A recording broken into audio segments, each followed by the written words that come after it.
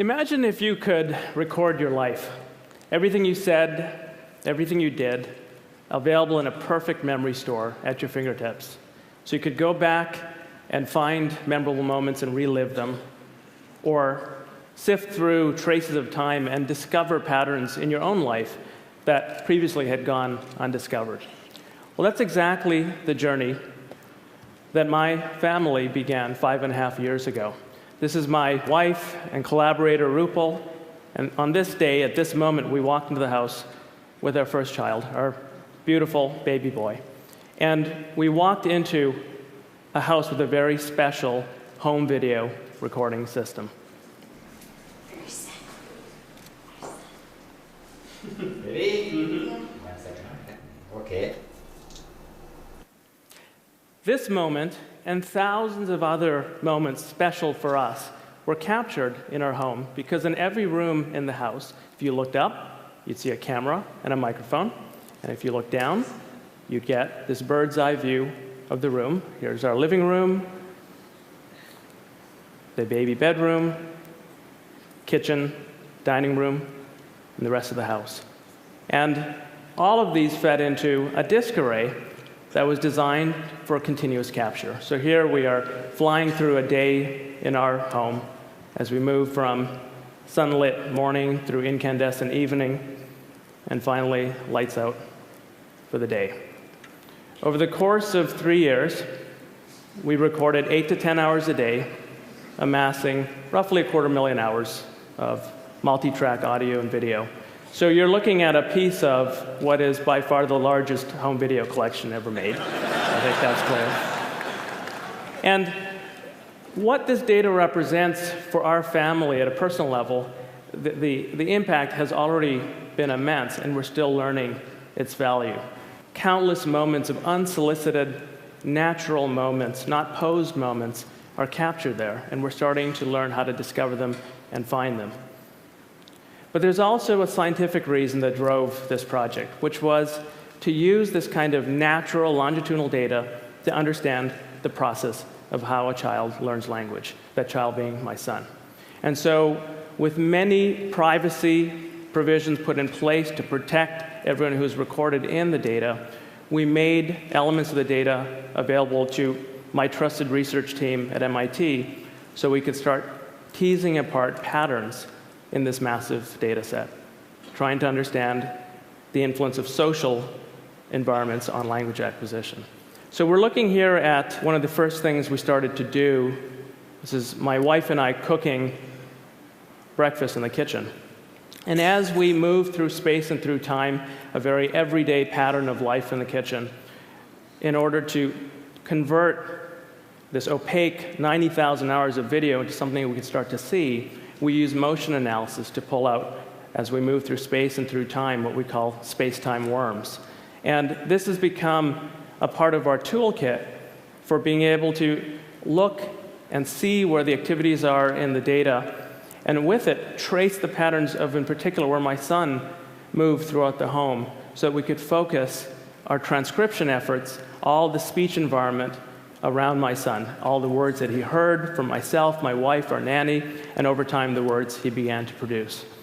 So with that technology and that data and the ability to, with machine assistance, transcribe speech, we've now transcribed well over 7 million words of our home transcripts.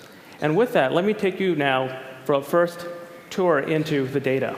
So you've all, I'm sure, seen time-lapse videos where a flower will blossom as you accelerate time. I'd like you to now experience the blossoming of a speech form. My son, soon after his first birthday, would say gaga to mean water. And over the course of the next half year, he slowly learned to approximate the proper adult form, water. So we're going to cruise through half a year in about 40 seconds. No video here, so you can focus on the sound, the acoustics, of a new kind of trajectory. Gaga to water.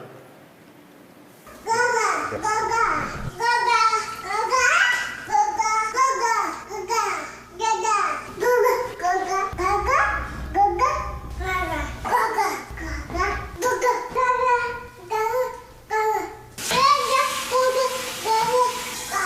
gaga, gaga.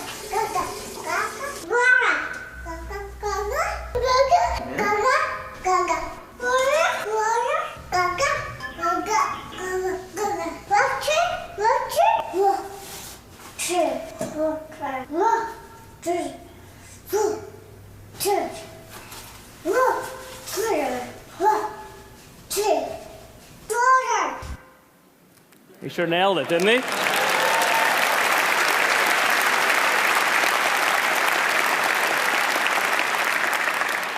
So he didn't just learn water. Over the course of the 24 months, the first 2 years that we really focused on, this is a map of every word he learned in chronological order. And because we have full transcripts, we've identified each of the 503 words that he learned to produce by his second birthday. He was an early talker. And so we started to analyze why. Why were certain words born before others? This is one of the first results that came out of our study a little over a year ago that really surprised us. The way to interpret this apparently simple graph is on the vertical is an indication of how complex caregiver utterances are based on the length of utterances. And the vertical axis is time. And all of the data we aligned based on the following idea. Every time my son would learn a word, we would trace back and look at all of the language he heard that contained that word. And we would plot the relative length of the utterances. And what we found was this curious phenomena that caregiver speech would systematically dip to a minimum, making language as simple as possible, and then slowly ascend back up in complexity. And the amazing thing was that that bounce, that dip, lined up almost precisely with when each word was born, word after word, systematically.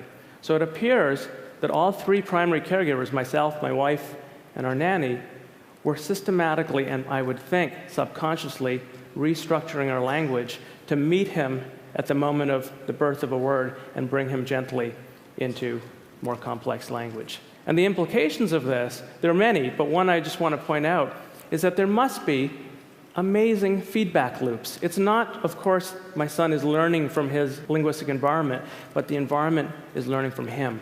That environment, people, are in these tight feedback loops and creating a kind of scaffolding that has not been noticed until now. But that's looking at the speech context. What about the visual context? We're now looking at, think of this as a dollhouse cutaway of our house. We've taken those circular fisheye lens cameras and we've done some optical correction, and then we can bring it into a three-dimensional life. So welcome to my home. This is a moment, one moment captured across multiple cameras. The reason we did this is to create the ultimate memory machine where you can go back and interactively fly around and then breathe video life into this system. What I'm going to do is give you an accelerated view of 30 minutes, again, of just life in the living room. That's me and my son on the floor. And there's video analytics that are tracking our movements. My son is leaving red ink, I'm leaving green ink. We're now on the couch looking out through the window at cars passing by, and finally my son playing in a walking toy by himself. Now we freeze the action, 30 minutes. We turn time into the vertical axis, and we open up for a view of these interaction traces we've just left behind. And we see these amazing structures. These little knots of two colors of thread we call social hotspots. The spiral thread we call a solo hotspot. And we think that these affect the way language is learned. What we'd like to do is start understanding the interaction between these patterns and the language that my son is exposed to see if we can predict how the structure of when words are heard affects when they're learned. So in other words, the relationship between words and what they're about in the world. So here's how we're approaching this. In this video, again, my son is being traced out. He's leaving red ink behind, and there's our nanny by the door. You want water? All right. She offers water, and off go the two worms over to the kitchen to get water. And what we've done is use the word water to tag that moment, that bit of activity. And now we take the power of data and take every time my son ever heard the word water and the context he saw it in, and we use it to penetrate through the video and find every activity trace that co-occurred with the instance of water. And what this data leaves in its wake is a landscape. We call these wordscapes. This is the wordscape for the word water. And you can see most of the action is in the kitchen. That's where those big peaks are over to the left. And just for contrast, we can do this with any word. We can take the word buy, as in goodbye, and we're now zoomed in over the entrance to the house, and we look and we find, as you'd expect, a contrast in the landscape where the word bye occurs much more in a structured way. So we're using these structures to start predicting the order of language acquisition, and that's sort of ongoing work now. In my lab, which we're peering into now at MIT, this is at the Media Lab, this has become my favorite way of videographing just about any space. 3 of the key people in this project, Philip de Camp, Ronnie Kubat, and Brandon Roy, are pictured here. Philip has been a close collaborator on all the visualizations you're seeing. And Michael Fleischman was another PhD student in my lab who worked with me on this home video analysis. And he made the following observation, that just the way that we're analyzing how language connects to events which provide common ground for language, that same idea we can take out of your home, Deb, and we can apply it to the world of public media. And so our effort took an unexpected turn. Think of mass media as providing common ground.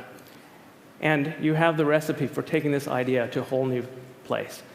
We've started analyzing television content using the same principles, analyzing event structure of a TV signal, episodes of shows, commercials, all of the components that make up the event structure. And we're now, with satellite dishes, pulling in and analyzing a good part of all the TV being watched in the United States. And you don't have to now go and instrument living rooms with microphones to get people's conversations. You just tune into publicly available social media feeds. So we're pulling in about 3 billion comments a month. And then the magic happens. You have the event structure, the common ground that the words are about coming out of the television feeds. You've got the conversations that are about those topics. And through semantic analysis, and this is actually real data you're looking at from our data, our processing, each yellow line is showing a link being made between a comment in the wild and a piece of event structure coming out of the television signal. And the same idea now can be built up, and we get this wordscape, except now words are not assembled in my living room. Instead, the context, the common ground, the activities are the content on television that's driving the conversations. And so what we're seeing here, these skyscrapers now, are commentary that are linked to content on television. Same concept, but looking at communication dynamics in a very different sphere. So fundamentally, rather than, for example, measuring content based on how many people are watching, this gives us the basic data for looking at engagement properties of content. And just like we can look at feedback cycles and dynamics in a family, we can now open up the same concepts and look at much larger groups of people. This is a subset of data from our database, just 50,000 out of several million, and the social graph that connects them through publicly available sources. And if you put them on one plane, a second plane is where the content lives. So we have the programs and the sporting events and the commercials and all of the link structures that tie them together make a content graph. And then the important third dimension. Each of the links that you're seeing rendered here is an actual connection made between something someone said and a piece of content. And there are, again, now tens of millions of these links that give us the connective tissue of social graphs and how they relate to content. And we can now start to probe the structure in interesting ways. So if we, for example, trace the path of one piece of content that drives someone to comment on it, and then we follow where that comment goes and look at the entire social graph that becomes activated, and then trace back to see the relationship between that social graph and content, very interesting structure becomes visible. We call this a co-viewing clique, a virtual living room, if you will. And there are fascinating dynamics at play. It's not one way. A piece of content, an event, causes someone to talk. They talk to other people. That drives tune-in behavior back into mass media. And you have these cycles that drive the overall behavior. Another example, very different, another actual person in our database, and we're finding at least hundreds, if not thousands of these. We've given this person a name. This is a pro-amateur or pro-am media critic who has this high fan-out rates. A lot of people are following this person, very influential, and they have a propensity to talk about what's on TV. So this person is a key link in connecting mass media and social media together. One last example from this data. Sometimes it's actually the piece of content that is special. So if we go and look at this piece of content, President Obama's State of the Union address from just a few weeks ago, and look at what we find in the same data set at the same scale, the engagement properties of this piece of content are truly remarkable. A nation exploding in conversation in real time in response to what's on the broadcast.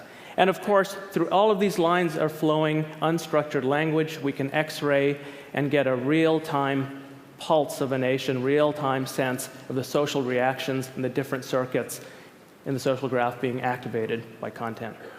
So to summarize, the idea is this. As our world becomes increasingly instrumented, and we have the capabilities to collect and connect the dots between what people are saying and the context they're saying it in, what's emerging is an ability to see new social structures and dynamics that have previously not been seen. It's like building a microscope or a telescope and revealing new structures about our own behavior around communication.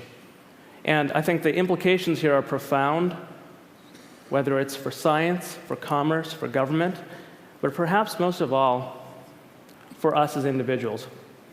And so just to return to my son, when I was preparing this talk, he was looking over my shoulder, and I showed him the clips I was going to show to you today, and I asked him for permission, granted. And then I went on to reflect, isn't it amazing? This entire database, all these recordings, I'm going to hand up to you and to your sister, who arrived 2 years later. And you guys are going to be able to go back and re-experience moments that you could never, with your biological memory, possibly remember the way you can now. And he was quiet for a moment, and I thought, what am I thinking? He's 5 years old. He's not going to understand this. And just as I was having that thought, he looked up at me and said, so that when I grow up, I can show this to my kids? And I thought, wow, this is powerful stuff. So I want to leave you with one last memorable moment from our family. This is the first time our son took more than 2 steps at once, captured on film. And I really want you to focus on something as I take you through. It's a cluttered environment, it's natural life. My mother's in the kitchen cooking, and of all places in the hallway, I realize he's about to do it, about to take more than 2 steps. And so you hear me encouraging him, realizing what's happening, and then the magic happens. Listen very carefully. About 3 steps in, he realizes something magic is happening. And the most amazing feedback loop of all kicks in, and he takes a breath in, and he whispers, wow. And instinctively, I echo back the same. And so let's fly back in time to that memorable moment.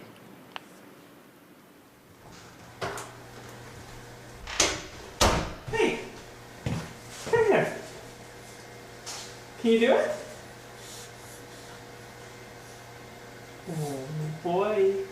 Can you do it?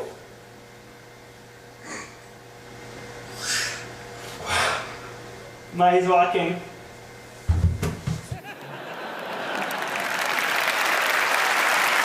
Thank you.